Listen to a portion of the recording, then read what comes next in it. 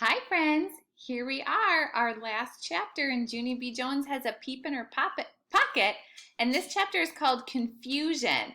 So, if you remember from last time, her and her class took a field trip to the farm.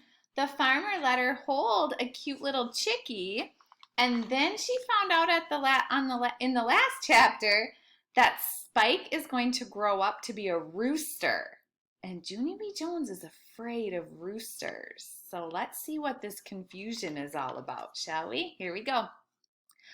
I had confusion in my head. Because first I hated roosters. Only then I like Spike. Only Spike is going to be a rooster. And so now what am I supposed to do? I didn't talk much after that. Because confusion takes a lot of thinking, that's why.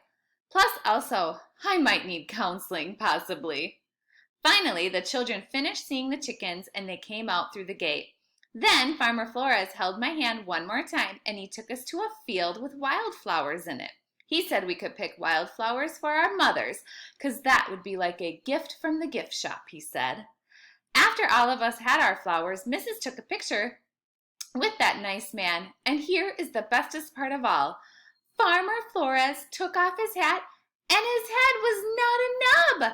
I danced all around that guy, very thrilled. Farmer Flores, your head is not a nub. Your head is not a nub. He wrinkled up his eyebrows. Thank you, he said kind of quiet.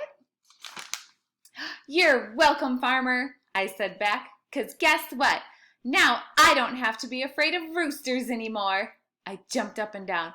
Now maybe I can be afraid of goats just like you, I shouted. After that, Farmer Flores looked at me a real long time.